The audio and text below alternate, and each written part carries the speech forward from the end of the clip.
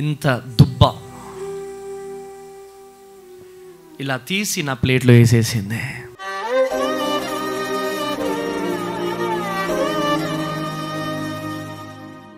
ఆకలికి అలమటించిన ఈ బ్రతుకు, అన్నం కోసం అలమటించిన ఈ బ్రతుకు, బుక్కెడు భూమి ఉంటే చాలని ఆ అన్నం కోసం అలమటించిన బ్రతుకు, ఎవరైతే నన్ను చీ అన్నారో, ఎవరైతే నన్ను తృణీకరించారో, ఎవరైతే నువ్వు ఎలా పుట్టినవు ఎలా పెరిగినవు చీ నీ బతుకన్నారో, తృణీకరించిన వారందరినీ దేవుడు ఈరోజు నా దగ్గరికి నడిపిస్తున్నాడు. నా యేసయ్యకే మహిమ కలుగును గాక.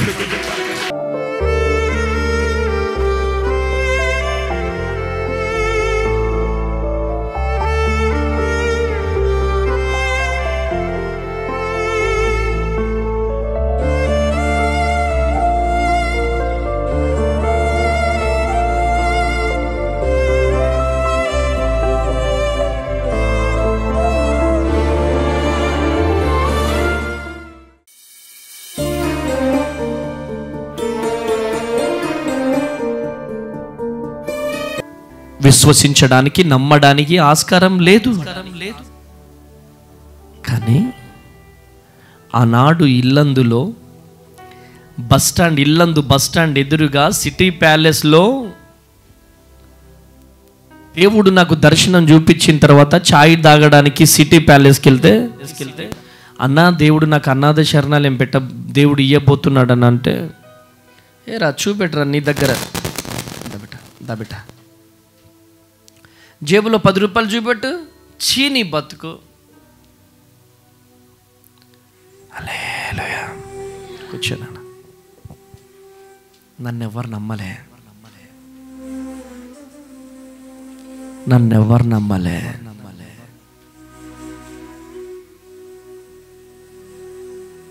అదే ముకుందాపురంలో ఎమ్మెల్యే పార్టీలో ఉన్నప్పుడు IFTU కార్మికుల సంఘం, అదే ఎమ్మెల్యే పార్టీ. ముకుందాపురం పెంకు ఫ్యాక్టరీలో కార్మికుల సభ జరిగితే PDSU వాళ్ళం మేము కూడా వెళ్ళాం. వెళ్ళినప్పుడు అక్కడ భోజనాలు పెట్టలేదు.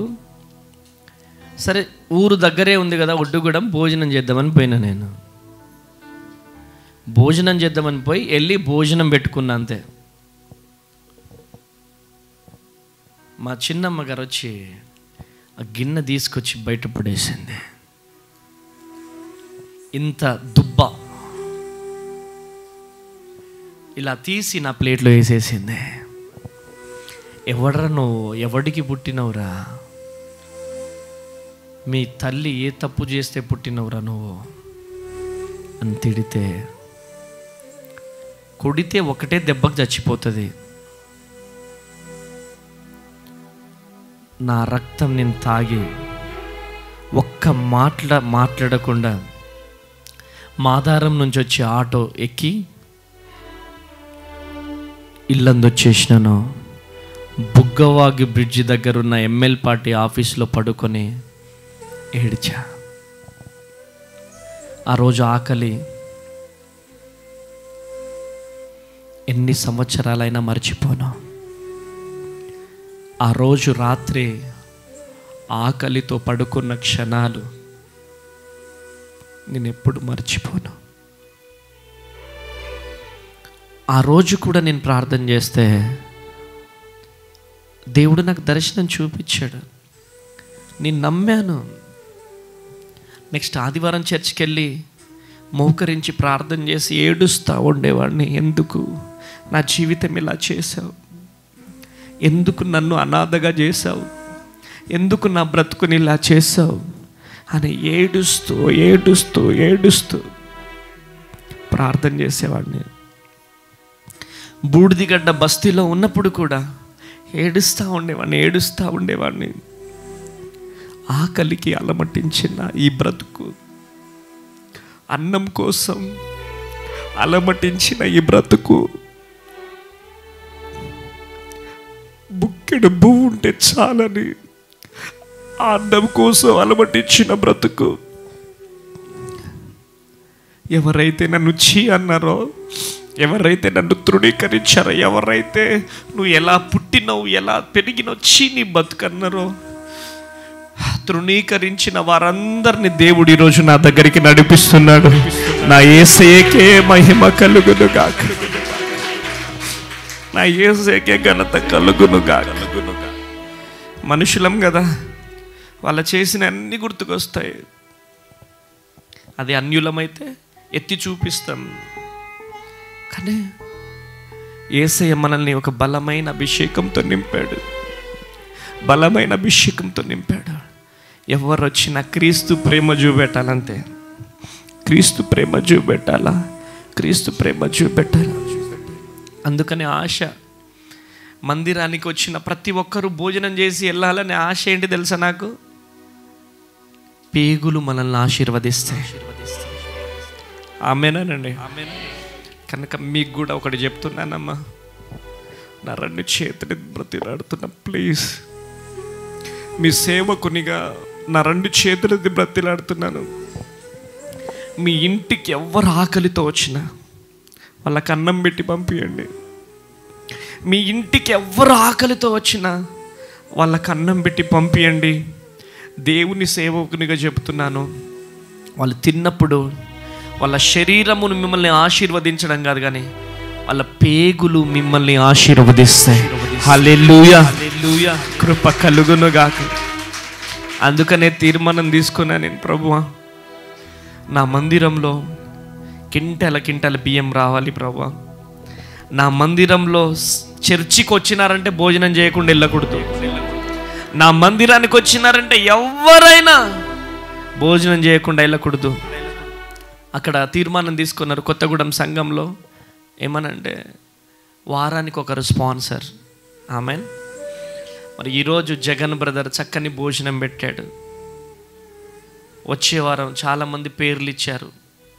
ఇక్కడ కూడా అలానే చక్కని భోజనాలు స్పాన్సరింగ్ వచ్చుదురుగా, కృప కలుగునుగా.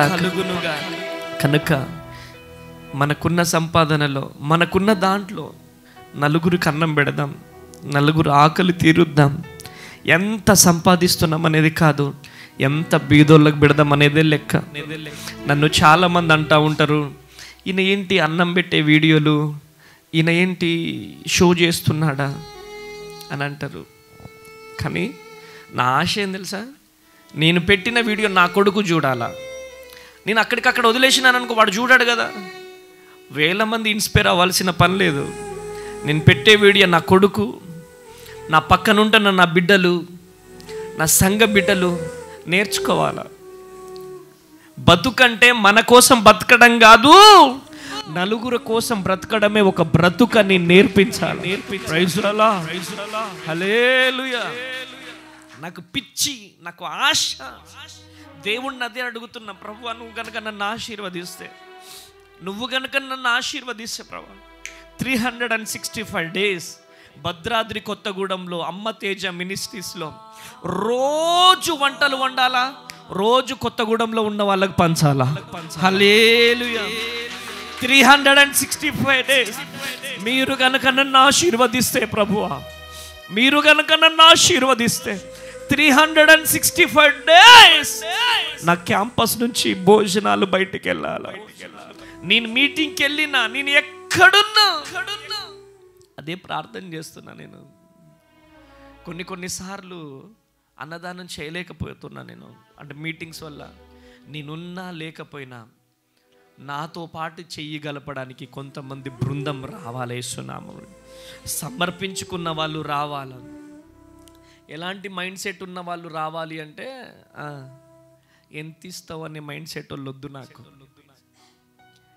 నాతో చెయ్యి కలిపి నాకు ఒక అన్నలాగా, నాకు ఒక తమ్ముడులాగా, నాకు ఒక కొడుకులాగా, చీ అన్న తూ అన్న ఇట్లా ఊంచిన ఇట్లా తుడుచుకొని వెళ్ళిపోయే బిడ్డలు నాతో రావాలా. హల్లెలూయా, హల్లెలూయా, కృప కలుగునుగాక. అడుగుతున్న యేసయ్యని, అయ్యా నీ మాటింటానయ్యా, నీకు లోబడతాను ప్రభువా, నువ్వు నన్ను ఆశీర్వదిస్తాను ప్రభు. నువ్వు గనక నన్ను ఆశీర్వదిస్తే తప్పకుండా నీకోసం నేను బ్రతుకుతాను ప్రభు. నీకోసం నేను కష్టపడతాను ప్రభు. నన్ను ఆశీర్వదించు. కానీ నా బతుకుని మార్చినావు. ఈ సేవ పరిచర్యతో పాటు నాలాంటి అనాథల ఆకలి ఈ చేతులతో నేను తీర్చాలా? ఈ చేతులను దీవించు ప్రభువా, ఈ చేతులను ఆశీర్వదించు ప్రభువా అని ప్రభువుని అడుగుతున్నాను. ఈ పరిచర్య కోసం మీరందరూ కూడా భారం కలిగి ప్రార్థన చేయండి. ఆమేనండి. మీరు ప్రార్థన చేస్తే తప్పక దేవుడు నన్ను ఆశీర్వదిస్తాడు. ఆమేన్. అక్కడ అయిపోయింది. ఇక్కడ కూడా మనం ఇక్కడ నుంచి కూడా వండుకొని పోవాలా. కృప కలుగునుగాక, కృప కలుగునుగాక, కృప కలుగునుగాక. హల్లెలూయా. ప్రియ దేవుని జనాంగమా, అనేకమైన ఆశలతో ఉన్నా నేను, అనేకమైనటువంటి ఆశలతో. అందుకనే మ్యారేజ్ డే అంటే, నా మ్యారేజ్ డేకి ఒక్క కేక్ కూడా కట్ చేయలే నేను. అది కూడా ఫిలిప్ గారు తీసుకొచ్చాడు కేకు, వాడు తీసుకొచ్చాడు కాబట్టి కట్ చేశాను. నా మ్యారేజ్ డేకి నేను ₹1 కూడా ఖర్చు పెట్టలేదు. కొత్తగూడెంలో ఉన్న 500 మందికి 600 మందికి ఆ రోజు టిఫిన్స్ వండుకొని మా చేతులతో మేము వండుకొని, ఒక్క జత బట్టలు కూడా మేము కొనుక్కోలేదు. కొనుక్కున్నామా? ఒక్క జత బట్టలు కూడా మేము కొనుక్కోలేదు. దేవుని పని చేయాలా, నలుగురు ఆకలి తీర్చాలా, అదే నా ధ్యేయం. ప్రియ దేవుని జనాంగమా, అమ్మ తేజ గారి చర్చికి మీరు వస్తున్నారంటే మీరు కూడా అలా మారిపోవాలి. ఏదో మందిరానికి వెళ్తున్నాం వస్తున్నాం, మందిరానికి వెళ్తున్నాం వస్తున్నాం అంటే నో. మనం యేసయ్యలాగా మారిపోవాలా. యేసయ్య ప్రేమతో మనం నింపబడాలి. యేసయ్యలాగా మనం మారిపోవాలంటే మన శత్రువులను మనం ప్రేమించాలి. మన జీవితంలో శత్రువు అనేటోడు ఉండకూడదు, మనకు ఉండకూడదు. మనకెంతమంది ఉన్నా అది దేవుడు చూసుకుంటాడు, కానీ మనకంటూ శత్రువు ఉండకూడదు. ఆమేన్. కృప కలుగునుగాక. కనుక ప్రియమైనటువంటి దేవుని జనాంగమా, దేవుణ్ణి మనం రూఢిగా నమ్మగలగాలి. ఎన్ని శ్రమలు వచ్చినా, ఎన్ని కష్టాలు వచ్చినా, ఎంత వేదన వచ్చినా, ఎంత దుఃఖం వచ్చినా, నారు పోసిన దేవుడు నీళ్లు పోయాడా? చెప్పాలి. నారు పోసిన దేవుడు నీళ్లు పోస్తాడు. తప్పక మిమ్ములను దీవిస్తాడు, మీ కుటుంబాలను దీవిస్తాడు. ఏ ఆధారము లేకుండా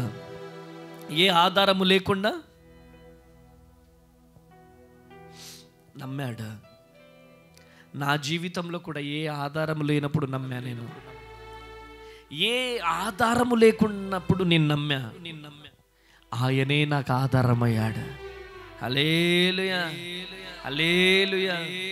రాబోయే దినాలలో మీరు చూడండి, రాబోయే దినాలలో మన పరిచర్యను దేవుడు ఎంతగా దీవించబోతున్నాడంటే ఎవ్వరు ఊహించని విధముగా దీవించబోతున్నాడు. అంటే గాలిపటం తెలుసా మీకు? గాలిపటం, ఆ గాలిపటం యేసయ్య చేతిలో ఉన్నంతసేపు ఏం కాదు. ఒకసారి యేసయ్య వదిలేస్తే నీ పక్కన ఉండేటోడు పట్టుకుంటాడా? ఎగిరి పట్టుకుంటాడా? ఎవ్వరు పట్టుకోలేరు. నీ గాలిపటాన్ని యేసయ్య పట్టుకున్నంతసేపే నువ్వు చక్కగా ఉండగలుగుతావు. ఆయన విడిచిపెట్టాడా? ఎక్కడికో ఎగిరిపోతావు. ఎక్కడ గాలిలో పడతావో తెలియదు, ఏ కొండలో పడతావో తెలియదు, ఏ సముద్రంలో పడి మునిగిపోతావో తెలియదు. అందుకనే రూఢిగా నమ్మగలిగితే, అయ్యా నువ్వు నన్ను పట్టుకున్నందుకు వందనాలు, నన్ను ముట్టినందుకు వందనాలు, నా జీవితంలో అద్భుతం చేయబోతున్నందుకు వందనాలు, నా పిల్లల జీవితంలో అద్భుతం చేయబోతున్నందుకు వందనాలు, అయ్యా నన్ను ముట్టినందుకు వందనాలయ్యా. హల్లెలూయా.